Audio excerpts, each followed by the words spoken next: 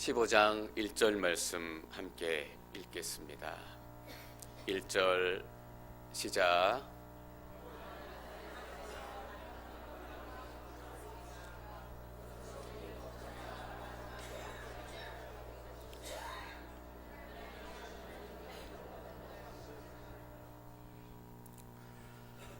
사도 요한이 새로운 환상을 또 보기 시작합니다. 일곱 천사가 마지막 일곱 재앙을 가지고 있습니다. 일곱 인 심판이 있었고 또 일곱 나팔 심판이 있었고 일곱 대접 심판이 있습니다. 이 대접 심판을 사도 요한은 특별히 마지막이다라고 얘기합니다. 저희가 계시록의 심판들을 생각할 때 한 가지 저희가 잊지 말아야 할 것이 있습니다. 뭐냐 하면 이게 시간 순서대로 이렇게 기록된 것이 아니라는 거예요. 2일 후에 마지막 이런 단어가 나오면 역사 속에서 시간 순서대로 이 사건이 일어나고 그 다음에 이 사건이 일어나고 이런 의미가 아니라 사도 요한이 환상을 본 순서예요. 첫 번째 인을 첫 번째 환상에서 보았다는 거예요. 그리고 나팔 재앙을 두 번째 환상에서 보았다는 거예요. 그리고 대접 재앙을 마지막 환상에서 보았다라는 거예요. 마지막이라는 거예요. 이 마지막 대접 재앙에서도 마지막 하나님의 심판의 그림들이 나와요. 여러분, 우리가 15장까지 오면서 앞에 여러 번 마지막 심판들의 모습과 하나님의 마지막 심판하실 때 이 땅의 모습들, 사람들의 모습들을 여러 번 나누었어요. 왜 마지막 심판의 이야기가 자꾸 반복이 될까? 그런 궁금증을 가지고 계신 분들이 계실 거예요. 다른 관점에서 계속적으로 얘기하는 거예요. 어떤 것들은 믿음의 관점에서, 어떤 재앙들은 불신자들의 관점에서, 또 어떤 재앙들은 마지막에 하나님께서 어떻게 부으실지 그 재앙에 초점을 맞추어서 설명을 해 나가는 거예요. 여기서 마지막이라는 말은 마지막으로 본 일곱 재앙의 환상이다라는 의미예요. 그러니까 일곱 재앙이다라고 얘기할 때 일곱 번의 재앙이 순서대로 이렇게 일어난다라는 의미가 아니에요. 특별히 계시록에서는 숫자들이 굉장히 상징적인 의미를 가지고 있잖아요. 일곱 재앙이라는 의미는 완전한 재앙이라는 의미예요. 7이 완전한 숫자잖아요. 7번의 사건이 생긴다라는 것이 아니라 그렇게 성경을 해석하니까 이단들이 나오는 거예요. 7번의 재앙은 재앙이지만 하나님의 완벽하신 구원의 계획 중에 일어난다라는 거예요. 우리 삶에도 어떤 것들은 그 재앙들이 임할 수 있어요. 우리 삶이 어려워질 수도 있지만 그것이 그냥 우연히 일어나는 것이 아니라 7재앙, 7계획 속에 들어있는 완전한 하나님의 구원의 계획이다라는 거예요. 우리 삶에 어려운 일이 생길 수 있어요. 여러분 너무 두려워하지 마세요. 그 어려운 일들조차도 하나님의 완전한 구원의 계획 안에 들어있다라는 거예요. 그래서 첫 번째 재앙, 두 번째 재앙, 세 번째 재앙 나오는 것은 하나님께서 완전한 구원의 역사를 이루어 가시는 과정이구나라고 우리가 이해를 하면 돼요. 마지막 7재앙을 가지고 있는 것이었습니다. 마지막 7재앙에 대한 환상이기 때문에 하나님의 진노는 이것으로 끝날 것입니다. 여러분, 얼마나 위로와 힘이 되는 말씀이에요. 하나님의 진노의 끝이 있대요. 하나님의 진노의 끝이 없다라고 생각해 보세요. 얼마나 끔찍한 세상이 되겠어요. 근데 하나님의 진노는 이것으로 끝이 날 것입니다. 여러분, 하나님의 진노가 굉장히 엄하게 임하게 되지만 언제가 하나님의 정하신 때가 되고 구원의 계획이 이루어지면 하나님의 진노가 끝이 난다라는 거예요. 여러분, 그런데 성경에는 하나님의 사랑이 끝이 날 것입니다, 이런 구절이 하나도 없는 거 아세요? 하나님의 진노는 끝이 나지만 하나님의 사랑은 영원히 끝이 나지 않아요. 왜냐하면 하나님은 사랑이시기 때문이에요. 하나님 그분 자체가 사랑이시기 때문에 하나님의 사랑은 멈출 수 없고 하나님의 사랑은 줄어들지도 않고 하나님의 사랑은 떠나가지도 않아요. 죄는 3, 4대까지 물으시고 하나님의 사랑은 1000대까지 계속 하시겠다. 이 말의 의미가 뭐예요? 1000대까지 세서 1000대까지 사랑하시겠다라는 의미가 아니잖아요. 하나님의 사랑은 끝이 없다라는 거예요. 누가복음 15장에 보면 탕자가 떠났다가 아버지에게 돌아와요. 아버지가 아직 거리가 먼데 매일 밤 나와가지고 기다리다가 저 멀리서 아들이 오니까 막 뛰어가서 껴안아 줘요. 그리고 하인에게 뭐라고 명령하냐 하면 옷을 가져와라, 옷을 입혀라, 옷을 갈아입혀라 라고 얘기하는데 그냥 옷이 아니라 첫마디에 가장 좋은 옷을 가져와서 이 아들에게 입혀라 라고 얘기해요. 여러분, 우리 같으면 뭐라고 얘기했겠어요? 그렇게 돈 다 망가뜨리고 흥청망청 살다가 돌아온 아들이 남루한 옷으로 돌아오면 도대체 네가 까먹은 돈이 얼마인 줄 아냐?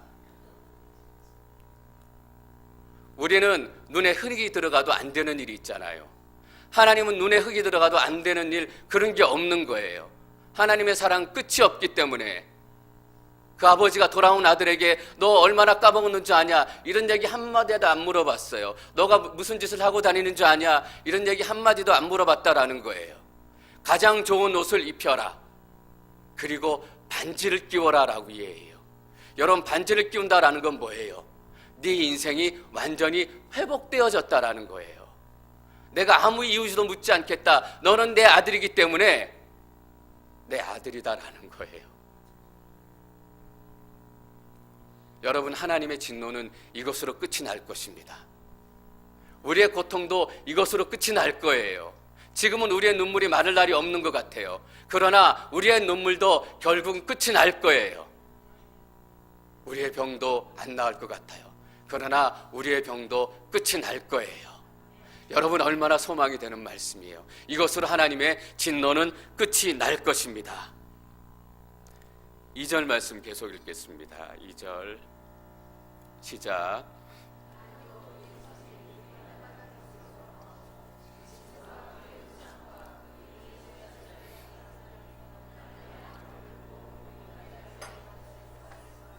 유리 바다 같은 것을 보았고 바다가 나오고 짐승의 숫자를 이긴 사람들이 나와요.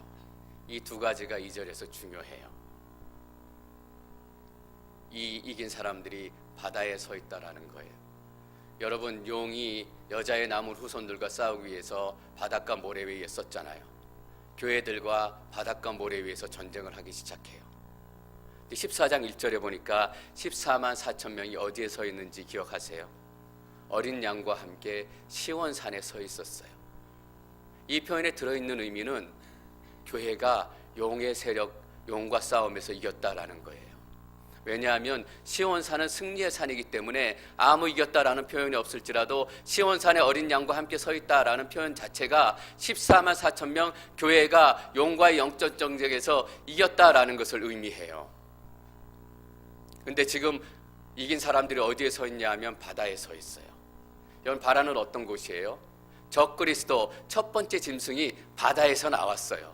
바다는 사단의 천소예요. 바다는 사단의 거하는 곳이에요. 바다는 또한 세상이기도 해요. 이긴 사람이 어디서 이겼냐 하면 사단의 처소에서 완전히 사단을 이겼다라는 의미예요. 그들이 바다에 서 있는 거예요. 바다에 서 있다라는 것은 이겼다라는 것을 얘기해요. 그래서 이긴 사람들이다라는 표현을 자꾸 반복해서 쓰고 우리가 이겼다라는 것을 자꾸 일깨워주게 만들어요. 여러분, 계시록에 이겼다라는 표현이 왜 중요해요? 이게 왜 자꾸 들려져야 돼요? 왜냐하면 지금 7교회들은 패한 것 같아요. 용에게 교회를 짓밟는 권세를 하나님께서 42개월 동안 주셨기 때문에 교회가 계속해서 짓밟혀요. 그러나 현실을 보니까 이긴 것 같지 않고 교회가 계속 패배한 것 같아요. 근데 하나님께서는 이겼다라는 것을 계속 강조하세요.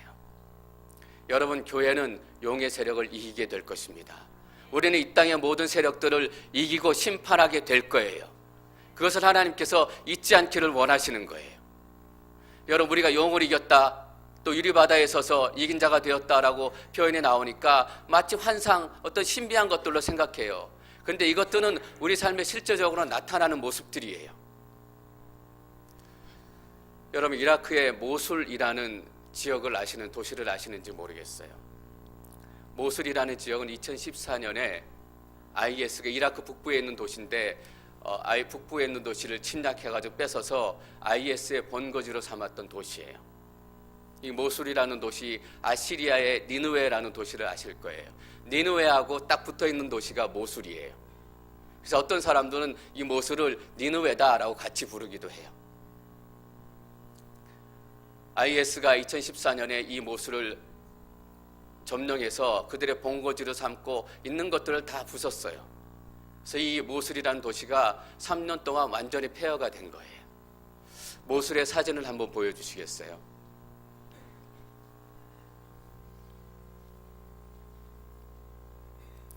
이게 IS가 모술이라는 도시를 점령하기 전에 원래의 모습이에요. 위에 항공사진으로 찍었는데 그 이후 전쟁이 일어난 이후에 어떻게 됐냐 하면 아무것도 없죠. 말 그대로 폐허가 됐어요. IS가 다 쓸고 지나간 이후에 아무 생명도 없는 것처럼 보여요. 이게 이전에 파괴되기 전의 사진이에요. 파괴되기 전에 모술 도시예요. 근데 파괴된 이후에 어떤 모습이 됐냐 하면 그냥 다 부서졌어요. 다 부서졌어요. 그냥 시멘트 덩이만 남아있고 아무런 생명이 보이지 않는 거예요. 이 건물들만 망가진 것이 아니라 이 모술에는 이라크에서 가장 큰 크리스찬 공동체가 있었어요. 이전에 이라크에 30만 명의 크리스찬들이 있었대요. 그런데 모술이라는 도시에만 3만 명의 크리스찬 공동체가 있었다라는 거예요. 아마도 이라크의 가장 큰 크리스찬 공동체 중에 하나였을 거예요. 그런데 IS가 점령한 이후에 IS가 이 땅에 있는 크리스찬들에게 명령했어요. 이슬람으로 개종하거나 아니면 세금을 훨씬 더 많이 내거나 아니면 죽임을 당하거나. 그래서 여기에 있는 크리스찬들이 다 도망갈 수밖에 없었어요. 그래서 2014년 7월에 어떤 뉴스를 보니까 이런 기사가 실렸어요. 모술에 남아있었던 마지막 크리스찬이 모술을 떠났습니다. 그리고 완전히 폐허가 된 거예요. 거기에는 예배도 멈추고 생명도 멈추고 이전에 사람들이 함께 외쳤던 하나님의 말씀도 완전히 멈추어진 것이 되었 거예요. 근데 작년 7월에 연합군들이 모술을 다시 탈환하고 IS를 다 퇴각시켰어요. 그리고 나서 2017년 작년 12월 24일 날 3년 반 만에 처음으로 예수 그리스도의 탄생을 축하하는 크리스마스 예배가 다시 시작된 거예요. 100명의 크리스찬들이 거기에 다시 모여서 예수 그리스도의 탄생을 기뻐하며 하나님의 은혜를 찬양하며 크리스마스 서비스를 다시 시작한 거예요. 7교회는 패배한 것 같았어요. 여러분, 우리의 삶은 믿음으로 살아가면서 믿음을 지킬 수 없을 정도로 이 땅 가운데 패배한 것처럼 보였어요. 그러나 하나님께서 우리에게 이긴 자의 노래를 주신다라는 거예요.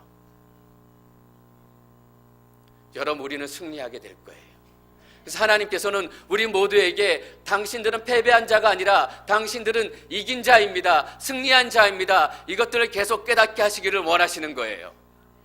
여러분, 패배한 자처럼 살지 마세요. 지금 사업이 망했다, 지금 실패했다, 지금 어려운 일이 있다. 여러분, 우리는 승리하게 될 거예요. 이것이 이 환상에서 보여주려고 하는 모습이에요. 여러분, 환상이 환상으로만 머물러 있어서는 안 돼요. 유리바다에 서 있는 것 같으니까 우리가 진짜 유리바다에 서 있나 보다. 이게 아니라 다 폐허가 된 모습 위에 새로운 예배가 세워지고 새로운 하나님의 은혜가 시작되고, 이게 이긴 자들이에요. 이게 14만 4천 명이에요. 이게 교회의 모습이다라는 거예요. 3절 말씀 계속 읽습니다. 3절 시작.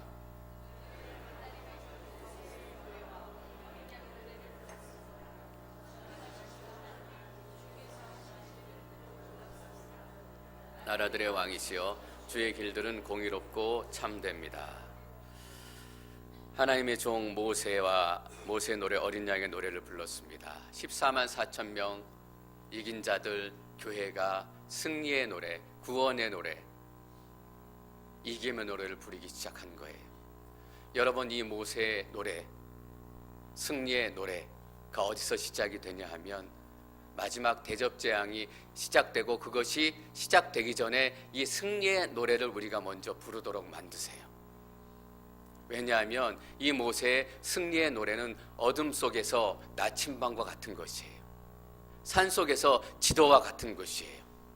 우리 삶이 어두워졌을 때, 우리의 삶이 아무 방향을 찾지 못하고 그냥 헤매고 있는 것처럼 보일 때 이 승리의 노래를 나침반처럼 꺼내가지고 부르는 거예요.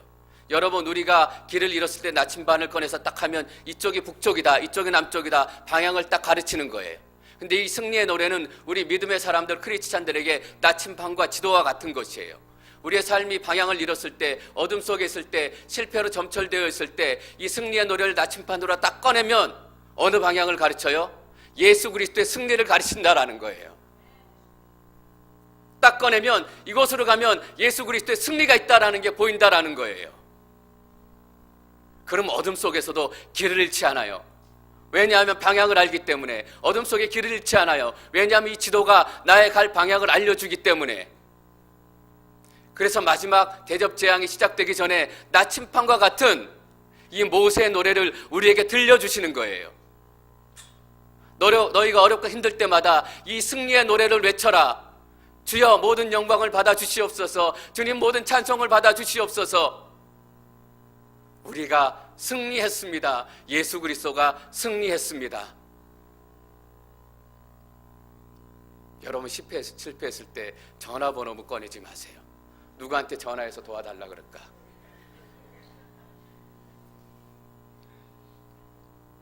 우리 몸이 아플 때 어떤 분들 그런 분들 계세요. 마음이 이해가 가요. 너무 몸이 아프니까 점쟁이한테로 가볼까? 인간적으로는 이해가 되잖아요. 우리 삶에 그런 고난이 닥쳤을 때, 우리 자녀가 방황하고 집에 돌아오지 않을 때 도대체 우리 자녀 인생이 어떻게 될지 점이라도 정말 한번 봤으면 좋겠다. 그때 우리는 그것을 꺼내는 것이 아니라 이 영적인 나침반을 꺼내는 거예요.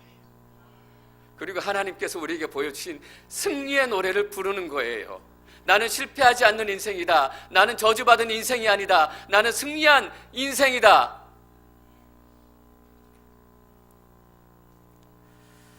그들은 하나님의 종 모세의 노래와 모세의 노래라고 불러요. 왜냐하면 모세가 종살이하고 있는 이스라엘 백성들을 이집트에서 출애굽시켜서 데리고 나왔기 때문에 모세의 노래라고 불러요.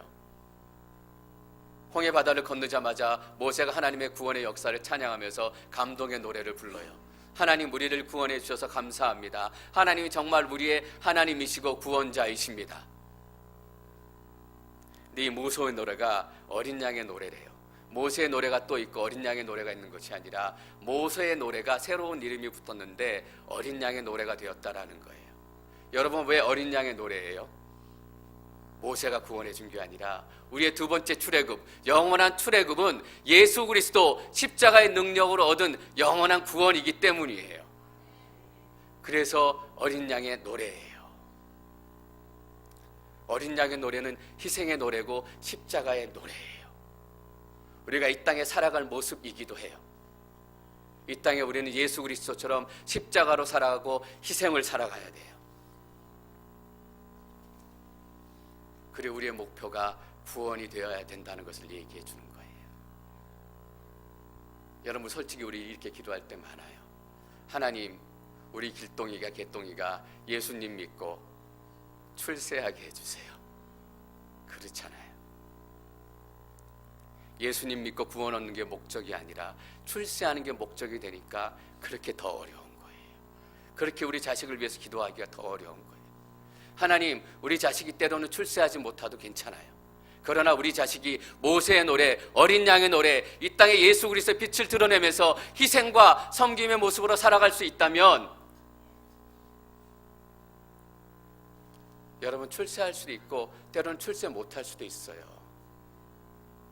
다 1등 할 수는 없는 거잖아요. 사실 2등 하기도 하고 3등 하기도 하고. 그러나 1등보다 더 중요한 게 어린 양의 노래예요. 3절 말씀 다시 한번 읽겠습니다. 3절 시작.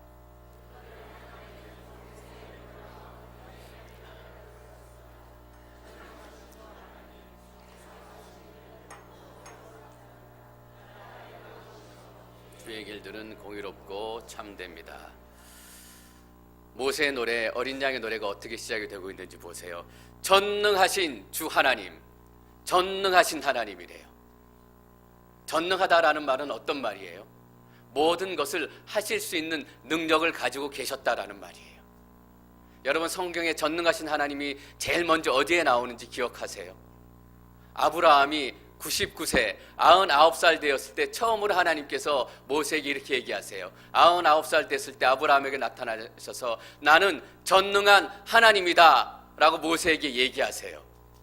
왜 99살 때 모세에게 나타나셔서 나는 전능한 하나님이다 라고 선포하시면서 나타나셨겠어요?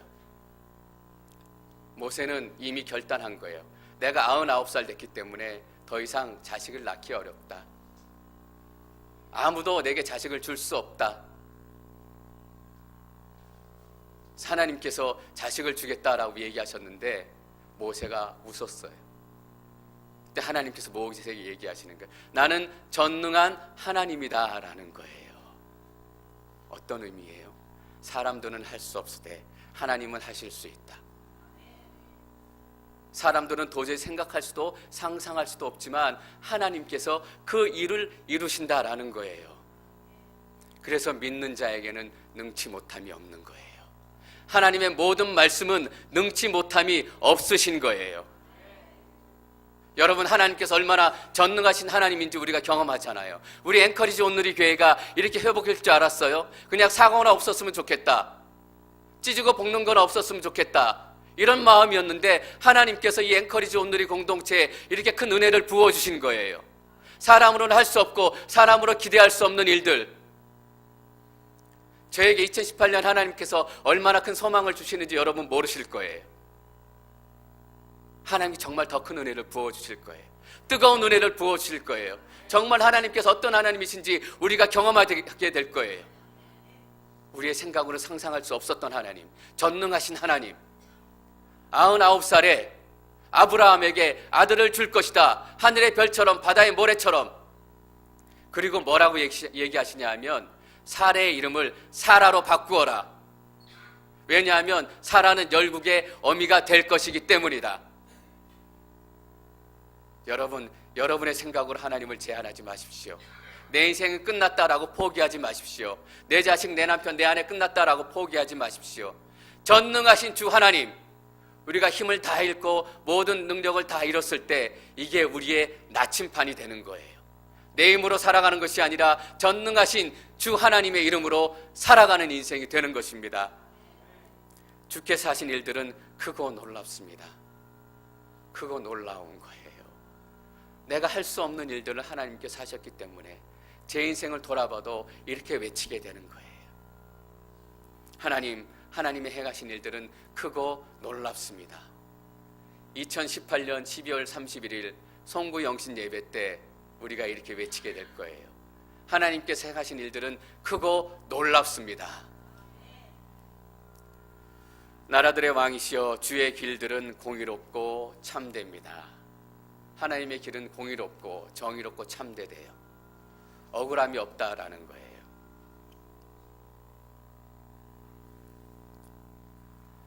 하나님의 일에는 억울한 사람들이 없어요. 여러분, 사람들이 아무리 노력하고 아무리 완벽한 시스템을 이 세상에 주는 것 같지만 이 세상의 일들은 늘 억울한 사람을 남겨요. 바로 얼마 전에 미국의 많은 도시에서 여성들이 지폐를 가지고 행진을 했어요. 왜냐하면 여자들 남자들에게 하고 차별하지 말고 동일하게 대접해달라는 거예요. 여자이기 때문에 적은 월급 받고 여배우이기 때문에 남자 배우보다 적은 개런티를 받아야 하고 여성이 성추행 당해야 되고, 가장 문화가 발전되었고 가장 민주주의가 발전되었다는 미국에서조차도 억울한 여성들이 이렇게 많아서 모든 여성들이 일어나서 집회를 해야 돼요. 여러분, 세상의 재판이 아무리 공의로울 것 같지만 늘 억울한 사람을 남겨요. 가끔 제게 이렇게 그냥 농담조로 얘기하시는 분들이 계세요. 목사님, 왜 그분만 특별히 더 사랑하세요? 맞아요. 제 아내는 제가 특별히 조금 더 사랑해요. 다른 분들 다 똑같아요. 저는 그렇게 하려고 하지만 저는 연약한 인간이기 때문에, 또 우리가 그것을 바라보는 한 분 한 분이 연약한 인간의 눈을 가졌기 때문에 때로는 저 사람만 더 사랑하는 것처럼 보이는 거예요. 그래서 억울한 사람을 남겨요. 속상한 사람을 남겨요. 사람이 하는 일은 그렇다고요. 아무리 잘한 일을 할지라도, 아무리 잘해보려고 해도 그 가운데 억울한 사람이 꼭 있더라고요. 근데 하나님의 일들은 어때요? 주의 길들은 공의롭고 참되다라는 거예요. 저 이 말이 여러분에게 그냥 문자로 남아있지 않기를 축원합니다. 하나님이 행하신 일들은 절대 억울한 사람들을 남기지 않는다라는 거예요. 억울한 사람들이 하나님 나는 억울해요 이렇게 불평하지 않는다라는 거예요.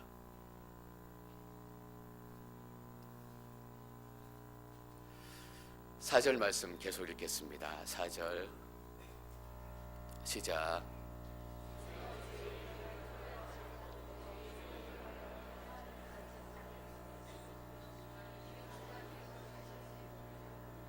나날이 와서 주 앞에 경배할 것입니다. 이는 주의 의로우신 일들이 드러났기 때문입니다. 주여, 주의 이름을 두려워하지 않고 주의 이름을 영화롭게 하지 않을 사람이 누구겠습니까? 라고 던지는 거예요.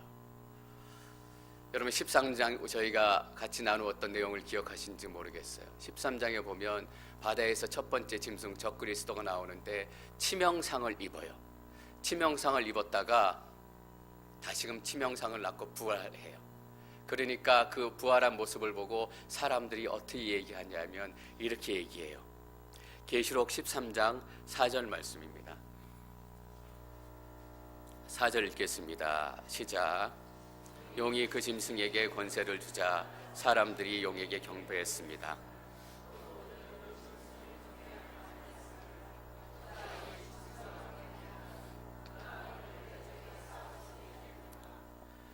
누가 이 짐승과 같겠는가? 누가 그를 대적해 싸울 수 있겠는가?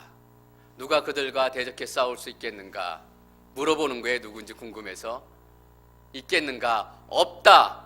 아무도 적그리스도 용을 이길 수 없다라고 세상 사람들을 얘기하는 거예요.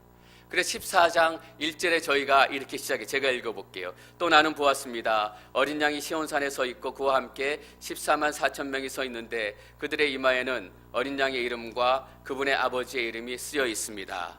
누가 그들과 대적해 싸울 수 있겠는가? 어린 양과 함께한 14만 4천 명 교회가 그 적그리스도와 함께 대적해 싸울 수 있다. 그리고 이겼다라는 거예요.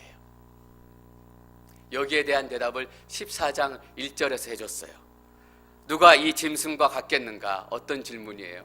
이 짐승과 같은 영광, 이 짐승과 같은 능력, 이 짐승과 같은 파워와 권세를 가지고 있는 존재는 없다.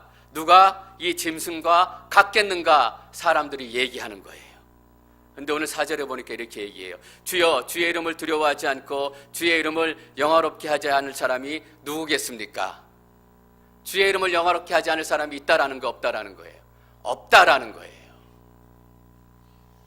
누가 이 짐승과 같겠는가? 여기에 대한 대답을 4절에서 얘기해 주는 거예요.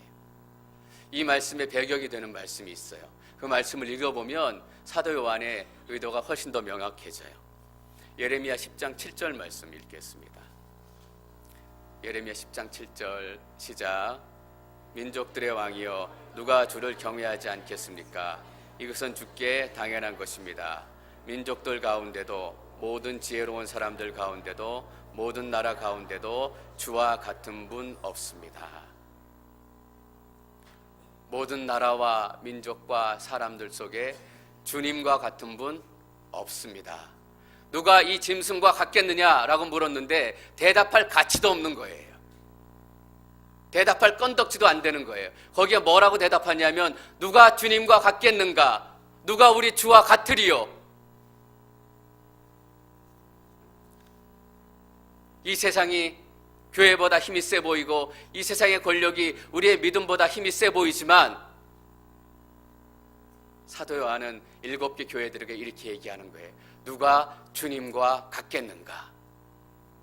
여러분, 주님과 같은 분 없습니다.